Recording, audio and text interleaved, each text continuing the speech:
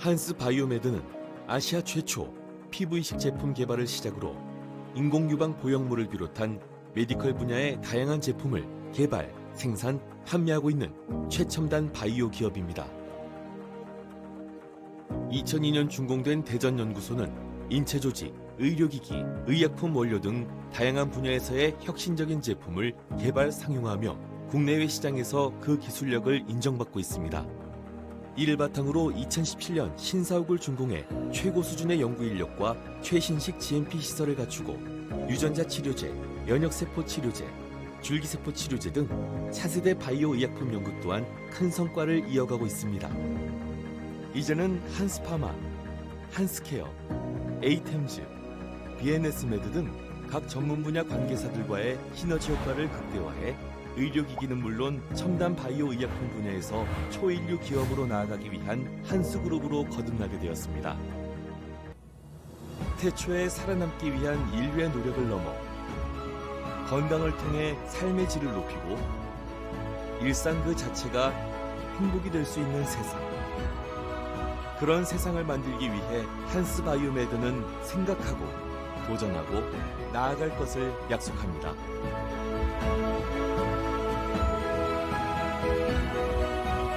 한스 바이오메드. 지금부터 한스 웨비나를 시작하도록 하겠습니다. 먼저 연자 소개가 있겠습니다. 오늘 강연을 진행해 주실 김동현 교수님은 현재 가톨릭대학교 성빈센트 병원의 성형외과 교수님이시며 대한창상학회 정회원으로 활발히 활동하고 계십니다. 오늘 웨비나의 주제는 Basics of Skin Graft, Fundamental and Applications입니다. 본 강의에는 사전에 공모한 질의응답 코너가 마련되어 있으며 강의 이후에는 라이브 Q&A 세션도 따로 진행될 예정입니다. 질문이 있으신 분께서는 창 하단의 질문 코너를 통해 실시간으로 질문을 보내주시면 확인 후 질의응답 시간에 교수님께서 직접 답변을 주실 예정입니다. 네, 안녕하십니까. 가톨릭대학교 성빈센트 병원의 성형외과 김동현이라고 합니다. 오늘 이런 자리를 마련해 주신 한스 바이오메드에 감사드리고 슬라이드 보여주세요. 이제 제가 오늘 말씀드릴 내용은 이제 피부 이식의 기본적인 이론과 실제로 임상적에서 시행할 수 있는 디테일한 수기적인 부분들을 동영상으로 좀 통해서 알려드리도록 하겠습니다. 사전에 질문을 주신 분들이 계셔서 그 질문을 중간중간에 질문지를 넣어서 해답을 최대한 드리도록 노력을 했고 추가 의문사항은 꼭 아래 채팅창에 남겨주시면 제가 아는 한 최대한 답변해 드리도록 하겠습니다. 먼저 피부의 해부와 생리를 잠깐 리뷰를 하겠습니다. 피부는 에피더미스, 표피와 더미스, 진피로 구성되어 있습니다. 여기서 뭐 진하게 상방에 염색된 부분이 표피, 아래 콜라겐 본들이 많이 보이는 곳이 진피가 되겠습니다. 그 밑이 피부 밑에 있는 피하 지방이 되겠습니다. 그 모식도로 표피, 진피, 피하 지방층이 있는 부분에서 표피를 확대하면 베이살 레이어에서 층계를 형성하면서 형성되고 있는 표피층을 확인할 수 있고 그 밑에 덴스한 파이버 티슈인 더미스의 상방 부분이 보이게 됩니다. 피부 안에 여러 세포들이 포함되어 있지만 표피에는 케라티노사이트, 표피세포가 주 구성세포가 되겠습니다. 베이살 레이어에 스템셀이 존재하고 특징적인 레이어를 형성을 하면서 위층으로 분화되면서 표피를 지속적으로 리뉴얼하게 됩니다. 그리고 반대로 진피는 파이브로블라스트가 주를 차지하고 실제로 피부에 어떤 메카니컬한 특성을 보이는 레이어가 되겠습니다. 그래서 피부 이식에서는 이 진피의 포함 정도에 따라서 이식된 피부의 기능적인 특성이 달라지게 되겠습니다. 피부에서는 앞서 설명드린 것처럼 표피에서는 기저층, 그 다음에 진피에서는 모낭 땀샘의 줄기세포가 존재하게 되고 부분층 피부 이식에서는 표피가 이동을 하게 되고 남아있는 진피에서 모낭과 이제 땀샘에서 그 도너 사이트의 그 피부 재생의 셀 소스가 되게 되겠습니다. 그래서 이와 같이 모낭에 이제 기립근이 부착하는 부분에 벌지, 조금 두꺼워진 부분을 벌지라고 하는데 이 부분에 주로 스템셀이 존재하게 되고 우리가 하는 스플릿 티크니스 스킨 그래프트는 이 위에 표피와 상부 진피를 포함해서 표피에 있는 스템셀과 여러 세포 성분들이 이동을 하게 되고 모낭에 있는 스템셀에서부터 이 부분이 다시 재생이 일어나게 되겠습니다. 다음으로 그래프트가 생착, 테이큰되는 과정과 원리를 간단히 말씀드리겠습니다. 먼저 질문 중에 플랩과 STSG의 가이드라인을 조금 궁금해하신 분이 있는데 이 사실은 재건 성형외과에 대한 모든 내용을 다 사실 언급드려야 될 수도 있어서 좀 최대한 간단히 풀어서 설명을 해보도록 하겠습니다. 먼저 플랩과 그래프트의 개념을 명확히 먼저 좀 하고 넘어가겠습니다. 플랩은 그 피판이라고 하고 자체적인 혈류와 혈행을 포함해서 조직이 이동되는 경우를 뜻하게 되고, 그래프트는 이에 반대로 이동되는 조직 안에 자체적인 혈관 공급이 존재하지는 않고 레시피언트 베드, 즉 수혜부에서 영양 공급을 통해서 조직이 생존하게 되는 경우에 그래프트라고 표현하게 됩니다.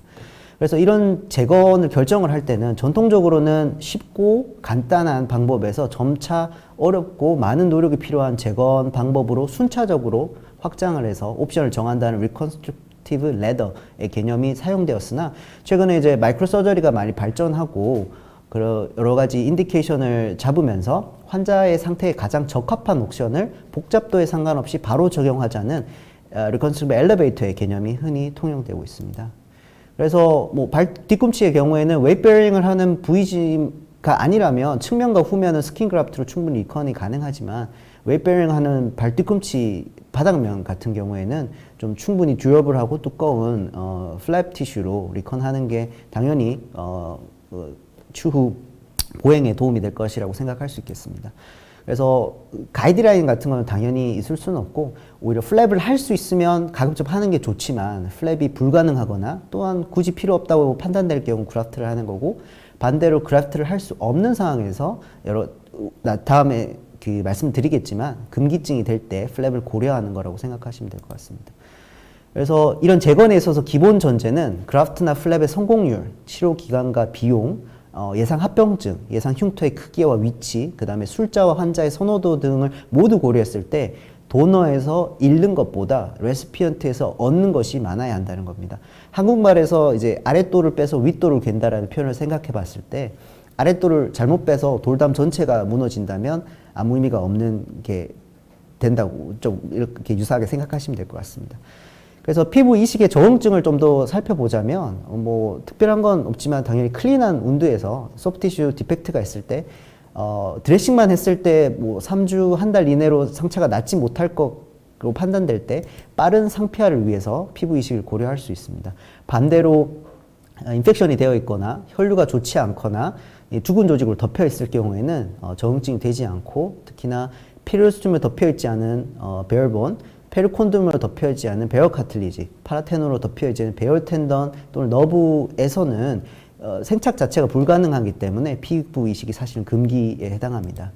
그래서 다음과 사진과 같이 죽은 티슈나 인펙티브한 티슈가 있을 경우에는 시리얼하게 순차적으로 걷어내면서 피부 이식에 적합한 상태로 만들어서 수술을 시행해야 되고, 반대로 이렇게 베어 텐던이 익스포저 된 경우에는 그래프트를 시행할 수 없기 때문에 플랩을 고려해야 되는 상황이 되겠습니다. 스킨 그래프트는 출처에 따라서 자가, 동종, 이종 등으로 나눌 수 있고, 덜미스의 포함 정도에 따라서 풀 티크니스와 스플릿 티크니스로 나뉘게 됩니다. STSG, 스플릿 티크니스 스킨 그래프트는 표피와 일부 진피를 가져가서 도너의 재생이 가능하기에 넓은 결손을 덮기 위해 많은 양을 채취할 수 있다는 장점이 있지만, 약간 코스메틱하게 스카가 좀 남기는 경향이 있고, FTSG의 경우에는 표피와 진피 전체를 가져가기 때문에 도너를 봉합할 수 있는 크기만 가져가든지 아니면 여기도 STSG로 도너를 덮어야 하는 제한점이 있기 때문에 주로 미용이나 기능적으로 우월한 결과를 얻기 위해서 안면부나 수부 등의 작은 결손을 덮기 위해 사용하는 편입니다. STSG와 FTSG의 모식도가 되겠습니다. 그래서 STSG는 평평한 곳 어디든 채취는 가능하지만 주로 허벅지나 엉덩이 등에서 많이 채취하게 됩니다. 흉터가 너무 잘 보이는 곳이나 노출면이나 이제 살이 접히는 부위나 관절 부위에서는 채취 자체가 조금 어렵기 때문에 피하는 것이 좋습니다. FTSG는 1차 봉합이 가능한 부위, 접히는 부위 중에서도 가급적 봉합 흉터가 주름선과 일치하거나 잘 보이지 않을 부위에 채취를 하는 편이며, 이식되는 피부의 특징이 거의 그대로 이전되기 때문에 원칙상 결선부 주변에 유사한 피부를 선택하는 것이 좋습니다. 그래서 FTSG는 피부 색과 모낭의 분포 등이 도너를 그대로 따라가기 때문에 이를 고려해서 도너를 선택해야 됩니다. 얼굴은 이제 얼굴 근처에서 좀 많이 선택을 해야 되는데, 이제 어렸을 때 독바이트로 있는 디펙트를 인구인할 스킨으로 이제 FTS를 시행했으니까 이제 성장을 하면서 여기서 이제 헤어가 자라기 시작하면서 좀 색깔도 어둡고 별로 좀 흉한 좀 그런 결과를 얻었고, 손에서도 마찬가지로 색감이 인구인할 스킨을 좀 사용할 때는 맞지 않는 경향이 좀 있을 수 있습니다. SDSG도 두께를 다양하게 시행될 수 있지만 도너의 빠른 재상피화와 그 높은 생착률을 위해서 0.08에서 0.022인치 또는 0.2에서 0.25mm 정도의 두께 전후로 사용하는 띤 SDSG를 하는 경우가 대부분입니다. 진피의 포함 정도가 높을수록 회복되면서 피부 이식편이 쪼그라드는 secondary graft contraction이 적어지기는 하지만, 오히려 FTSG로 가서 진피가 많이 포함될수록 결선부의 혈류가 매우 좋은 경우가 아니라면 생착에 실패할 가능성이 있기 때문에 띤 STSG를 많이 사용하는 편입니다. 이식된 피부의 생착은 크게 세 단계로 일어나게 됩니다. 그래서 먼저 세럼 인비비션인데, 요거는 그 스킨 그래프트 첫날에 해당하고 산소와 영양분들이 호스트에 있는 플라즈마 플루이드를 통해서 디퓨전을 통해서 공급받게 되는 단계입니다. 다음 단계는 하루에서 이틀 사이에 시작되는 리바스큐레이션 단계로 모세혈관들이 새로 연결되거나 새로 혈관이 자라 들어가면서 생착의 가장 롱텀 그래프트 서바이벌에 중요한 역할을 하는 단계가 되겠습니다. 그리고 마지막에 최소 1년 동안 스킨 그래프트 머추레이션의 과정을 거치게 됩니다. 따라서 제품의 두께에 대해서 질문을 주신 분이 계신데, 생착을 위해서 뭐 슈어돔 그래프트를 사용할 때도 그렇지만 제품이 얇을수록 좋고 피부 이식편도 얇을수록 좋습니다. 결론적으로 생착이 되지 않으면 수술 전 상태랑 별반 다른 게 없기 때문에 피부 이식에서는 생착의 가능 여부가 가장 중요한 인자라고 생각됩니다. 그리고 뭐 FTSG를 사용할 때 이런 슈어돔 그래프트는 더멀 서브스티튜트를 사용하는 게 이점이 있을까라고 물어보신다면 결론적으로 없습니다. 그래서 FTSG도 두꺼워서 생착이 어려울 수 있는데 오히려 밑에 더 뭐 하나 레이어를 더 깐다고 하면 생착률이 오히려 떨어지지 뭐 얻는 이점은 없을 것 같습니다. 그래서 이런 안정적인 생착을 위해서는 리바스큐레이션이 일어나는 동안 그래프트가 움직여지지 않게 단단히 고정하는 것이 중요합니다. 전통적으로 거즈 볼스터와 타이 오버 드레싱을 이용을 해서 고정하는 방법이 많이 사용되었고 여전히 안면부에서 많이 사용되고 있습니다. 그 외의 신체 부위에서는 요즘 최근에는 많이 MPWT를 많이 사용하게 됩니다.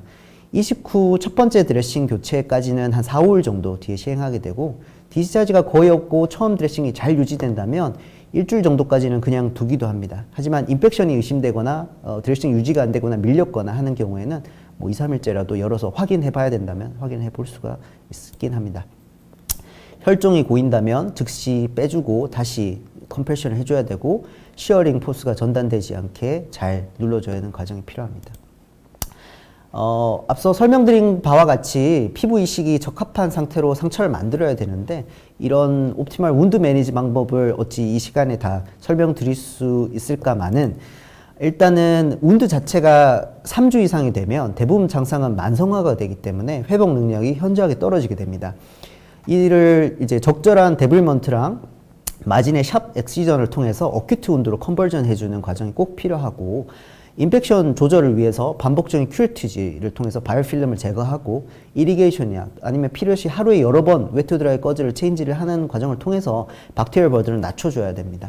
인펙션이 있을 때는 그 백 MPWT를 적용하는 것은 감염을 악화시킬 수 있기 때문에, 감염이 어느 정도 소견이 호전되고 난 이후부터 MPWT를 시행을 하면서 실제로 긁었을 때 아주 프레시한 핀포인트 블링이 잘 관찰되는 헬시한 그래듈레이션 티슈를 충분히 형성하고 이식을 시행하는 것이 바람직하겠습니다. 이때 그래듈레이션이 차오르지 못하게 저해시키는 노출된 근막이나 힘줄 같은 것들은 사진에서와 같이 순차적으로 데빌먼트를 해서 가급적인 모든 면이 그래듈레이션 티슈로 차일 수 있게 해주셔야 됩니다. 그리고 도너 사이트의 관리에 대해서 잠깐 설명드리면, 피부 도너에서 이제 드레싱은 폼 드레싱을 하는 것이 사실은 가장 적절하고, 필름이나 이제 하이드로콜로이드처럼 초반에 디스차지를 충분히 흡수해주지 못할 좀 얇은 제품들을 사용할 경우에는 피블린 클럿이 표면에 형성이 되면서 상피화에 방해가 되는 경우가 많고, 예전에 뭐 운드를 오픈하고 히트램프로 도너를 말리는 모습을 제가 본 적도 있는데 그런 경우에는 노출된 더미스가 다 말라 죽어버리면서 에스카로 바뀌게 됩니다, 사실. 그래서 크라프트를 얇게 채취한 경우에는 대부분 7일, 대부분 2주 이내에 도너는 힐링이 되게 되고 힐링이 다 돼서 이제 디스차지가 관철되지 않을 때부터는 환자한테 충분한 보습이 일어날 수 있도록 보습제를 수시로 발라주라고 이제 교육을 시켜주시면 됩니다. 스킨 그래프트 컴플리케이션은 이제 운드와 스킨 그래프트 사이에 헤마토마나 시로마가 발생할 수 있는데 앞서 설명했던 것처럼 그래프트 인시전을 가해서 바로 발견 즉시 제거해 주셔야 되고 인펙션도 마찬가지로 그래프트 안에 퍼스나 띡한 디스차지가 있으면 IND와 이리게이션을 좀 필요로 합니다. 그 외 전신 상태에 따라서 그래프트가 잘 안 붙을 경우도 있고 구축이나 미용적인 색감 차이 등으로 이제 미용적인 문제도 발생할 수 있습니다. 하지만 결국 생착이 실패하는 것이 가장 큰 합병증이고 이는 애시당초 혈류가 좋지 않았던 상태에 이식이 되었거나 여러 가지로 이유에 의해서 리바스큐에이션이 저해가 일어났기 때문에 발생하게 되는 겁니다. 이제 진피가 많이 포함된 STSG는 도너가 잘 낫지 않고 FTSG는 크기에 제한이 있기 때문에 얇은 STSG를 시행하면서도 인공적으로 진피의 역할을 보충해줄 제품을 개발하기 시작했고 여러 탈세포와 그 다음에 스테리라이제이션, 동결 건조, 그 다음에 크로스링킹 과정 등을 통해서 세포가 자라 들어갈 수 있는 3차원적 스카폴드 역할을 하는 진피 대체제들이 여러 공정에 의해서 개발되게 되었습니다. 그래서 이런 진피 대체제는 인체에서 유래한 아셀루라 덜말 알로그라프트가 있고 까다베르 스킨에서 세포 성분을 제거하고 동결 건조를 시킨 제품들이고 마찬가지로 동물에서 유래한 제노그라프트가 있을 수 있고 이런 동물에서 유래한 콜라겐, 엘라스틴 등을 합성해서 제조된 덜말 서브스티튜트로 크게 나눌 수 있습니다. 그래서 이종과 동종의 예후를 여쭤보셨긴 했는데 저는 아셀루라 덜말 제노그라프트, 그 동물 피부 탈세포 ADM을 사용해 본 적은 없습니다. 다만 아셀루라 덜말 알로그라프트 제품이 충분히 좋은 결과를 보이고 가격적인 차이도 없기 때문에 휴먼 제품을 두고 굳이 제노그라프트를 찾지는 않는 것 같습니다. 또한 동물 유래 단백질로 만든 합성 제품은 왼쪽에 있는 M사 제품과 이게 보바인 콜라겐으로 만든 거고 우측에 있는 폴사인 오리젠의 콜라겐을 만든 타사 제품이 있는데 결론적으로 동물 유래 제품이라고 해도 제조 공정상 운드 힐링에 저해가 될 인자들을 최대한 제거를 하고 많은 연구를 거쳐서 만들어진 제품들이기 때문에 결과면에서는 당연히 피부 이식 단독으로 사용한 것보다는 회복된 피부가 우월한 성향을 보이지만 각각의 제품 간에는 큰 차이는 보이지는 않습니다.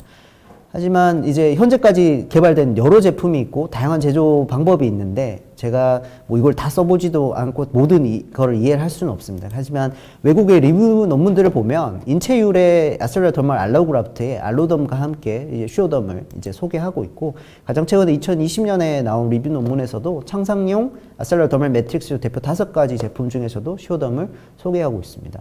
실제로 슈어덤이 해외에서 알로덤 다음으로 두 번째로 등록된 휴먼 ADM 제품이고 역사가 사실 굉장히 깊은데 한국에서 아시아에서 99년도에 등록이 됐고 미국의 이제 조직은행 기관인 아메리칸 어소시에이션 티슈 뱅크의 승인을 2012년에 받아서 받은 유일한 국내 제품이기 때문에 국내보다 오히려 해외에 더 인지도가 있는 제품이긴 합니다.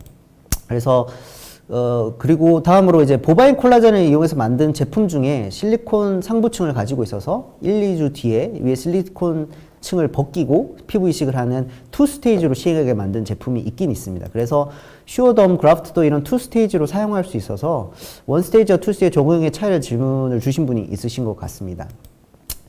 그럼 이에 대한 연구가 이미 2001년에 있었고 그래서 결론적으로 말씀드리면 더말 서브스티튜트 두께가 얇고 운드베드가 충분한 혈류가 예상이 된다면 원 스테이지로 동시에 피부 이식을 시행하지 않을 이유는 없다고 주장하고 있습니다.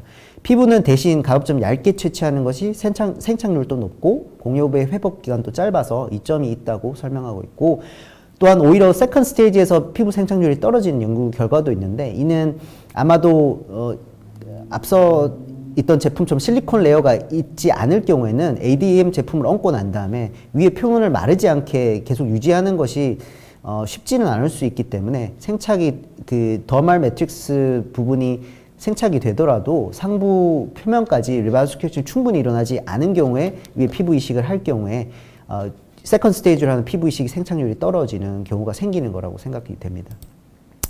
그래서 원 스테이지를 한다고 특별히 주의할 사항은 없고 다만 한 번에 슈어덤과 스킨 그라프트가 생착이 될 수 있을 만큼 충분히 건강한 레시피언트 운드 베드를 형성하는 게 중요하겠고 가급적으로 얇게 피부를 채취를 하는 것이 생착에 좋은 인자가 될 것 같습니다. 그 다음에 이제 디테일하게 수술 술기들을 동영상과 함께 설명드리겠습니다. 네, 이렇게 피부 이식술 또는 ADM 제품과 함께 하는데 조금 익숙하지 않은 부분들이 있어서 제가 동영상 위주로 설명을 드리겠습니다. 다음의 과정을 거치지만 요거를 다 동영상으로 말씀드리겠습니다. 먼저 운드가 그래프트를 시행할 준비가 끝났으면 적절한 지혈을 하고 난 다음에 디펙트의 사이즈를 확인한 후에 더마톰의 블레이드 크기를 선택하게 됩니다. 보통 1, 2, 3, 4 중에 2, 3인치를 많이 사용하게 되고 4인치는 뭐 이렇게 크게 뗄 때도 없고 메쉬어의 더마 캐리어도 올릴 수도 없기 때문에 보통 2에서 2, 3인치를 많이 사용합니다. 피부를 채취할 두께도 미리 설정을 해두는 버릇을 가지시는 게 좋고요. 가끔 저도 실수를 합니다. 저는 여기서 0.10으로 표시된 것과 사이에 0.8과 0.1 정도에서 사용하는데 이게 실제로는 0.008인치에 해당하는 두께에 해당합니다. 그래서 동영상을 보시면 채취할 피부에 포비돈이 있으면 드랩했던 걸 닦고 깨끗하게 만든 다음에 바셀린을 바르는 과정이고 그 위에 셀라인을 뿌려서 실제로 더마톰이 아주 부드럽게 미끄러질 수 있게 확인하고 디펙트의 사이즈를 보고 피부에 대략 어느 부위에 뗄 건지 이제 마킹을 하는 모습입니다. 그래서 더마톰의 블레이드 사이즈가 이제 운드에 비해서 적절한지 그 다음에 두께를 적절하게 제가 원하는 두께를 설정을 한 후에 이제 뗄 준비를 하고 있습니다. 그래서 더마톰에도 바셀린을 발라서 미끄러질 수 있게 준비를 합니다. 그래서 피부가 사이가 그래도 잘 접히진 않지만 진행을 하면서 이렇게 접히면서 이게 끊기는 경우도 많고 이렇게 너비가 일정하지 않게 떼지는 경우도 있기 때문에 혼자서 시행할 경우는 왼손을 가이드를 해서 진행 방향을 당기면서 천천히 따라가면서 진행하는 방법이 있고 본인 손으로 옆면을 당기는 방법, 그 다음에 어시스트가 있는 경우에 어시스트에게 충분히 트랙션을 해서 피부가 팽팽해진 상태에서 45도 기울여서 지금 떼기 시작하는데 생각보다 천천히 아주 천천히 지그시 일정한 압력으로 미끄러지듯이 피부를 떼시면 되겠습니다. 떼시고 난 다음에 바로 에피네프린 꺼주로 피가 더 나기 전에 덮어주시고 항상 피부를 조작하실 때는 스무스 포셉으로 이제 최소한 트라우마가 가지 않게 조작을 해서 베이징유에서 셀라인을 뿌리고 그 위에서 부드러운 면으로 펼쳐 주시면 되겠습니다.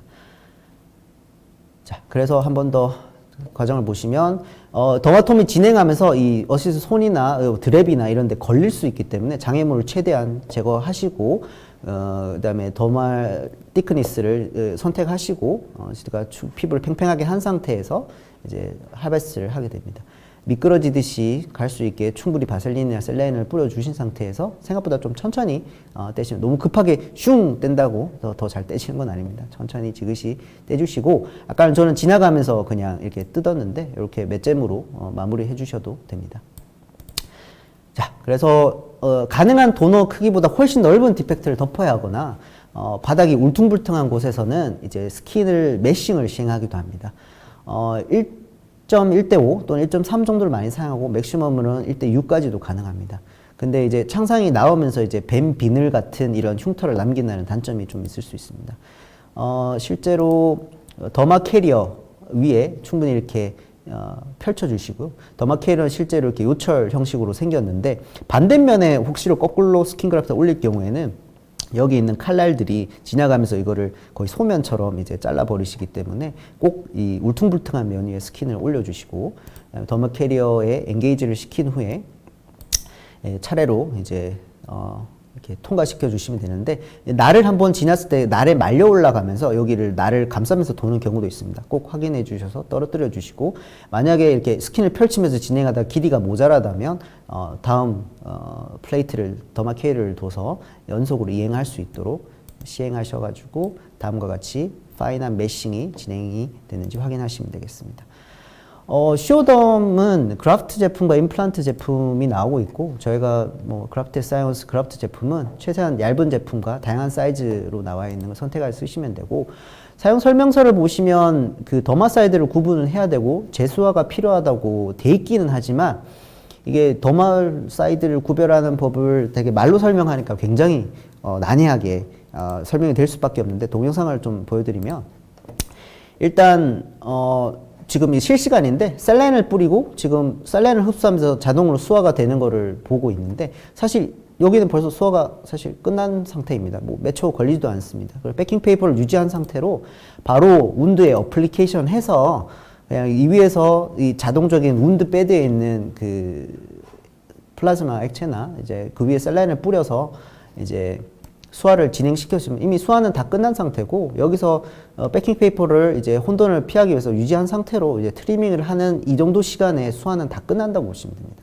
그래서 패킹 페이퍼를 나중에 제거를 하고 적절하게 운드에 적용됐는지 확인하시고요. 그 다음에 시오덤이 좀 뭐 타사 제품보다 조금 장점이, 수화가 되더라도 좀 흐물거리지 않고 조금 그 메카니컬하게 수쳐도 편하게 할 수 있는 좀 빳빳한 느낌이 좀 있습니다. 그래서 여기 이게 나중에 그래프트를 매니플레이션 하기 좋게 바닥에서는 이 시오덤이 움직이지 않게 한 3포인트, 4포인트 정도 그냥 간단히 움직이지 않을 정도만 이제 노트가 밖에 나오지 않게 하시고, 위에 더 그 스킨을 얹으시고 잘 펼치셔가지고 이제 어플리케이션, 이때 이제 스킨 왔다 갔다 하는데 밑에 덤말 그 서브스튜트가 고정이 안 돼 있으면 계속 같이 밀리는 경향을 보일 수 있기 때문에 시오덤은 살짝 고정해 주시고 이렇게 펼쳐서 어플리케이션 해 주시면 되겠습니다. 그래서 다음으로 이제 타이 오버 드레싱을 하는 걸 잠깐 말씀드리겠습니다. 4번 실크를 많이 사용하고요. 그다음에 디펙트를 보시면 이렇게 계단식으로 이제 사실 안쪽이랑 바깥쪽의 높이가 다르게 됩니다. 그래서 유의하셔야 되는 거는 이제 뭐 이 옆면에 있는 부분까지 스킨이 충분히 덮여야 한다는 점이 되겠습니다. 그래서 한쪽 면부터 스킨을 고정을 먼저 하시고, 이제 뭐 삼각법을 하든 이렇게 하실 때 실제로 수처하면서 피부가 모자란 경우도 있기 때문에 생각보다 조금 더 여유 있게 피부를 절제를 하면서 진행을 하시면 될 것 같고, 그 다음에 고정을 한 후에는 이제 타일을 시행할 때 니들을 통과를 하는 게 당연히 이 바닥면에 있는 레벨로 니들이 통과해서 이 수처를 했을 때 이 아까 말씀드린 디펙트의 옆면까지 그 스킨이 충분히 컨택을 할 수 있고, 요 사이에 데드 스페이스가 생기지 않게 미리 조작을 해 주셔야 됩니다.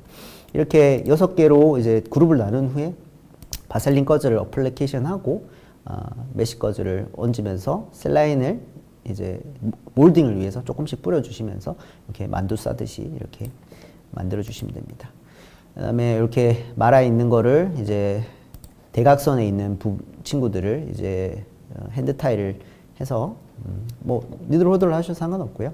이렇게 하시고, 어시스트가 첫 번째 타일을 이렇게 모스키토를 좀 잡아주면 세컨 타일을 하고 할 때 느슨해지는 걸 좀 방지할 수 있겠죠. 나머지 부분들도 대각선을 모두 시행해서 타이 오버 드레싱을 마무리하시면 됩니다. 앞서 말씀드린 것처럼 옆면에 충분히 이 부분에 데드 스페이스가 생기지 않게 수처를 깊은 곳에서 통과시키는 것이 중요하다고 할 수 있겠습니다. 그래서 다음에는 백을 다는 거에 대해서 조금 설명을 드리겠습니다. 백은 뭐 상대적으로 평평한 곳에도 충분히 사용할 수 있고, 관절 부위는 이 자체가 약간의 소프티슈 스플린팅 역할을 해줄 수 있기 때문에 좀 적극적으로 사용하는 편이고, 아까 말씀드린 것처럼 메쉬 스킨 그래프트와 이런 울퉁불퉁한 표면에 잘 적응할 수 있기 때문에 거의 대부분의 경우는 최근에는 스킨 그래프트하고 백을 다는 것 같습니다.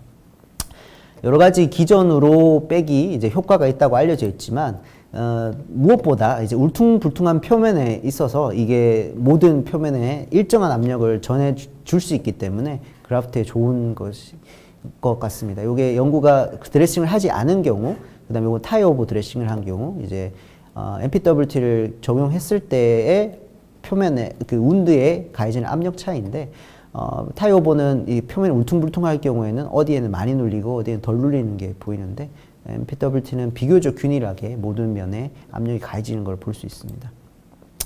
그래서 이제 스테이플러와 함께 그 스킨 그래프트를 하는 거를 조금 팁을 알려드리고 싶은데, 이제 스테이플러는 기본적으로 그 찝을 때 양쪽 피부를 어프록시메이션 하면서 모아주는 역할이 있기 때문에 그대로 하게 되면 피부가 자꾸 딸려가거나 피부가 자꾸 찢어지는 그런 경험을 하실 수도 있겠습니다. 그래서 이렇게 반 정도 누르면 이게 그 스테이플러가 반쯤 나온 상태에서 찝으면 그 양쪽으로 잡아 당기는 영향 없이 바로 그 자리에 어플리케이션이 되게 됩니다. 역시 반대쪽에서 다시 보여드리면 이렇게 반 정도 다시 보면 이렇게 반 정도 나온 상태에서 그대로 눌러서 찝어주시면 아까 말씀드린 그 디펙트의 아랫면에서부터 그 스테이플러가 이렇게 스킨을 물어서 옆면에 충분히 스킨 그래프트를 밀착시키면서 데드 스페이스를 방지할 수 있습니다. 뭐 계속 주변을 돌아가면서 스테이플러를 시행하게 되고요.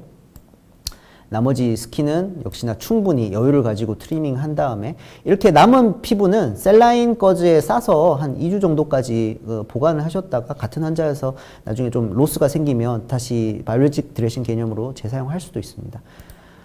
그리고 디펙트가 크진 않은데 디펙트가 많이 클 경우에는 중간중간에 스테이플러 박아서 전체적으로 밀리지 않게 고정을 하는 것도 도움이 될 수 있습니다.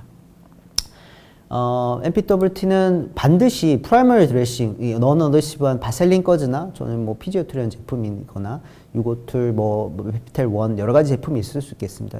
이런 제품을 먼저 사용하시고 이 위에 바로 그냥 스펀지를 어플리케이션 하셔도 되지만 저는 뭐 약간 메쉬 거즈를 조금 같이 이제 빈 공간을 잘 채워줄 수 있게 좀 같이 어플리케이션 하는 편입니다. 그래서 백 스펀지를 적당히 자르셔서 어플리케이션 하고 뭐 비닐 싸는 거는 뭐 잘 하셔서 음압이 잘 유지되는지 확인하시고 이런 관절이 포함된 환자는 반드시 스플린트를 유지를 하셔야 됩니다. 그리고 이제 급여 고시가 최근에 1월에 변경이 돼서 여러 가지 질문들을 주신 분이 있는데 최근에 많이 확대가 되었습니다. 그래서 뭐 뻔해서 되고 관절 부위를 포함하는 3도 화상, 그 다음에 사실 이 두 가지 나다에 해당하는 부분이 상당히 많은 부분에 확장돼서 해석될 수 있습니다. 그래서 건뼈, 신경, 혈관, 관절에 노출된 동반된 창상이 굉장히 대부분 뭐 신경과 혈관은 많이 노출될 수밖에 없기 때문에 어떻게 해석하냐에 따라 다르지만 많이 적용이 될 수 있겠고, 그 다음에 본인 부담률 80%로 급여 기준이 되는 것 중에 이제 전층 피부 결손을 동반한 연부 조직 손상이라면 솔직히 풀 티큰 스킨 디펙트만 있으면 어디든 사용할 수 있다는 얘기가 되기 때문에 굉장히 인디케이션이 넓어진 거라고 저는 생각이 됩니다.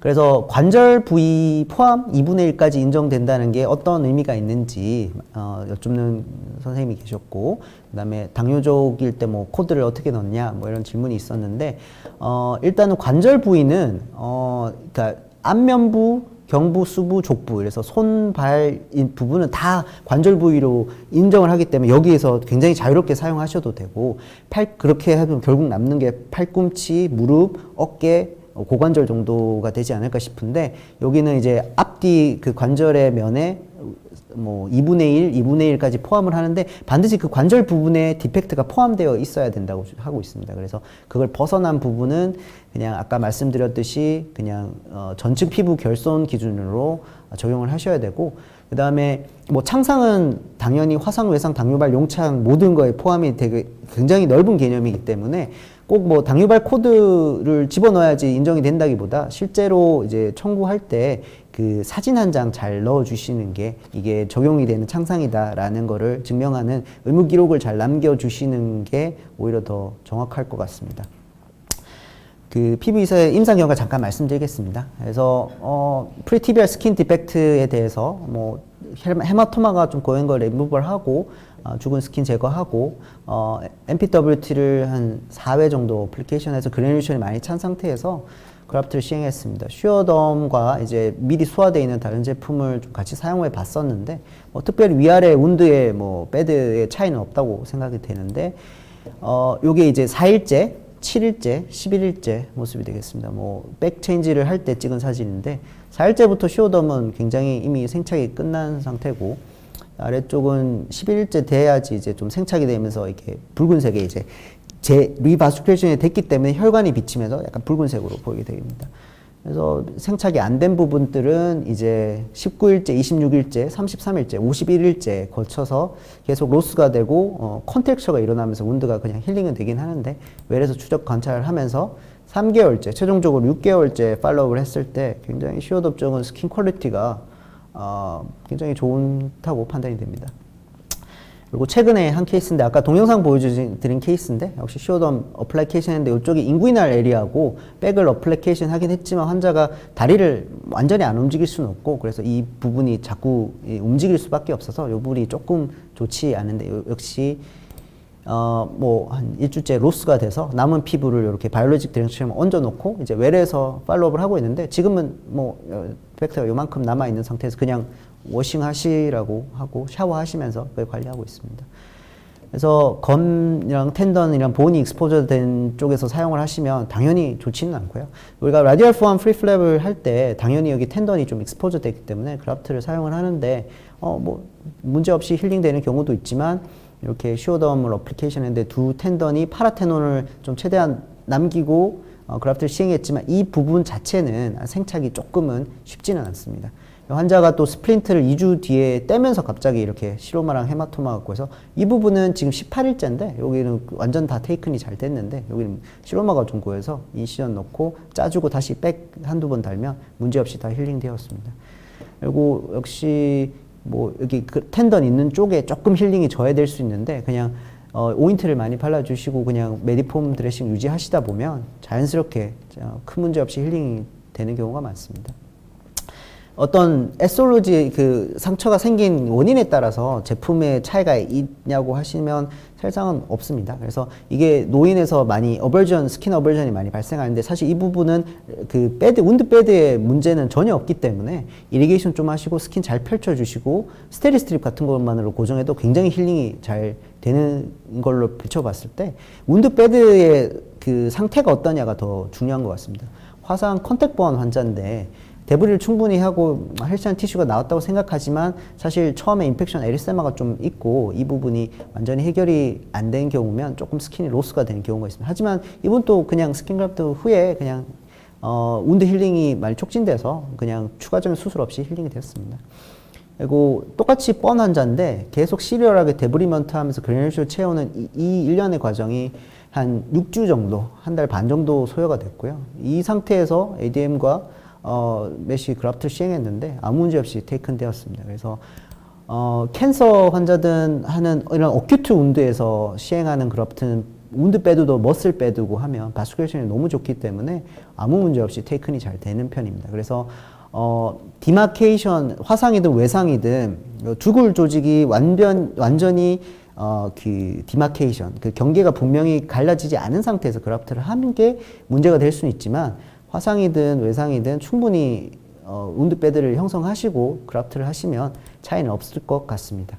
네, 이상입니다. 네, 경청해 주셔서 감사합니다. 네, 명강연 해주신 김동현 교수님께 감사드립니다. 지금부터 라이브 Q&A 세션을 진행하도록 하겠습니다.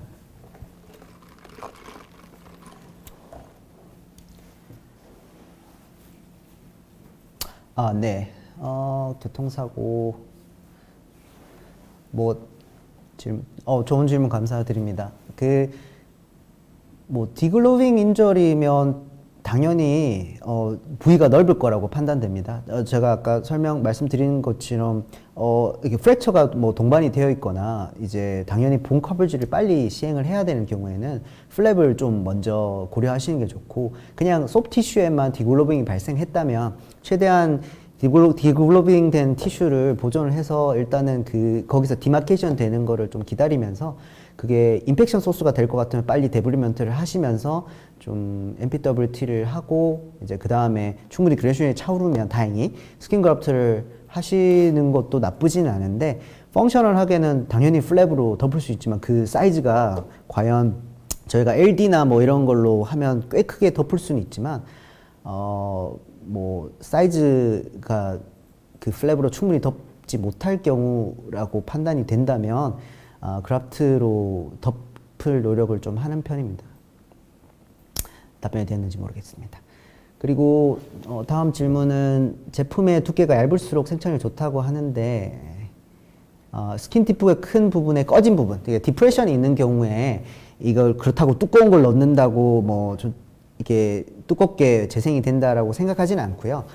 당연히 그거랑 티슈 thickness랑 동일한 플랩 티슈를 프리 플랩이든 플랩 티슈로 그분을 재건을 한다면 당연히 두께가 충분히 유지가 되겠지만 스킨 그래프트로 이제 시행을 할 때 생각보다 처음에 이제 힐링이 되면서 그 처음에 봤을 때 좀 그 아래쪽으로 디프레션이 돼서 힐링이 됐다라고 판단되지만 더말 서브스트를 사용을 하고 스킨 그래프트 한 경우에는 시간이 지나면서 리모델링이 되면서 그 부분이 상당히 이제 두께가 올라오면서 주변과 비슷해지는 경우를 볼 수 있습니다. 아까 잠깐 보여드린 사진에 프리티비알에 스킨 디펙트 있는 분도 사실 자세히 보면 초반에는 이 부분이 조금 당연히 주변보다 두께가 얇은데 시간이 많이 지나면서 주변과 두께가 비슷하게 차오르는 것을 볼 수 있습니다. 그래서 두꺼운 더말 서브스튜트를 넣어야지만 두껍게 재생이 되는 거는 아니고 재생만 잘 된다면 안쪽에 콜라겐 레이어 진피층이 이제 재생이 되는 거는 이제 더말 서브스튜트를 해서 더말 그 콜라겐을 운대에 많이 제공을 했다면 나중에 살이 좀 두께가 많이 주변과 비슷하게 차오르는 그런 느낌을 좀 받습니다. 그래서 꼭 두꺼운 걸 써야지 두껍게 재생된다고 생각하진 않으셔도 될 것 같습니다. 네. 뭐 좋은 질문 많이 주셔서 감사하고 소중한 주말 시간에 시간 내주셔서 감사합니다. 추가적인 질문 사항이 있으면 저에게 개인적으로 메일 보내주시고 하면 성실히 답변해 드리도록 하겠습니다. 네, 경청해 주셔서 감사합니다. 네. 이상으로 라이브 Q&A 세션과 웨비나가 마무리되었습니다. 답변 주신 김동현 교수님께 다시 한번 감사드립니다. 오늘 웨비나는 www.hansfaculty.com에서 2주간 다시 보기로 보실 수 있습니다. 이상으로 한스 웨비나에 참여해 주셔서 대단히 감사합니다.